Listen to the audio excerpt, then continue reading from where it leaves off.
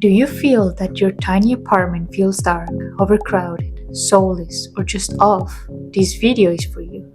I used to share a room with two roommates here in Toronto, then moved with my partner to his 550 square foot downtown apartment. The place had quality stuff, which helped with the budget in the long run, but it felt really small, really cold, and really dark. My partner said to me I didn't have a plan when I bought all of this stuff. We all have been there, and I saw a chance to turn it not only cozy but spacious, warmer, and of course Japandi style, which is my personal preference. If your tiny space feels overwhelming, I get it, I have been there. So here's the first tip. Keep your floor visible. The more floor space you see, the bigger your place will feel. Here, the coffee table was enormous for the space and crowded the living room area. I sold it, I opened things up. You can get creative with options like this too. Try furniture with tall, slim legs, nothing too bulky, sitting low, so you can see a bit of floor underneath. Suspended or floating furniture and shelves can be your best friends. Don't be afraid if you have drywall like I did.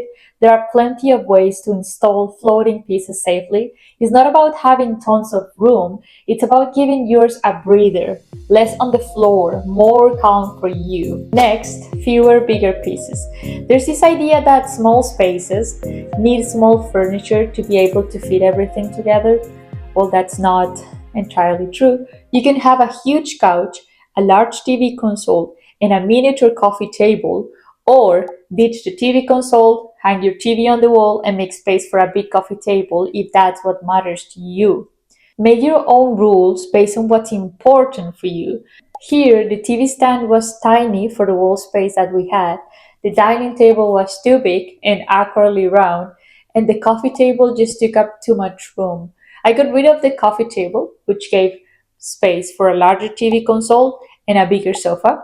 No coffee table needed. I also swapped the round dining table for a bigger rectangular one. It fits the long, narrow space better and doubles as a kitchen island. Smaller stuff can crowd you out, but a few bold pieces, they give your space personality, second handwork wonders, no big budget required. Third, double duty furniture for storage. This tip won't work if we don't keep the place mostly organized or at least have a system to avoid overcrowding the visible space. We need to use the hidden storage we create. The space didn't have room for extra, so I found a beautiful bench that's a seat and a storage. Pretty handy. You cannot tell it's hidden. All the cables, extensions, colors, and all of the ugly stuff inside. A bed with drawers underneath keeps things tidy too. That space that you need to use in a small place. Look for pieces like sofas with storage or place aesthetic boxes on shelves to keep things organized, at least from the outside perspective. But you can start small. If you declutter what's visible, your space will feel way calmer and welcoming. It's sneaky how much that will help you. Fourth, layered glow. This tip is viral for a reason. It works. Lighting in your space is as vital as the sun is for us humans. Different light sources in different spots to create layered glow. That makes it feel bigger. For cozy, go for really yellow light, not wide yellow. Has to be yellow, warm bulbs. That's gonna make a big difference. Something in this section. Here, the space relied on the one and only, the wide center ceiling light, leaving dark corners everywhere that shrank the entire space. I looked the lamps my partner had, grabbed two or more on sale at like Marshall's or any other Salvation Army kind of thing, and glued fabric on them for that beige Japandi look. Spread them around. It was one of the first things I did, and the place already felt lighter, brighter, cozier, almost like a hug. Fifth, bold choices. Small spaces don't mean small statements. The walls were bare, or for some reason there were tiny art pieces scattered around. No plants either. You can have a huge plant like this, or a huge canvas like this, or big decor pieces like this in your small apartment. And guess what? It will feel bigger. I'm an architect, right? So artsy and crafty ideas hit me mid-deadline. So one Monday at 8 p.m., I made big texture art pieces with natural stones, Japandi vibes, and lots of personality.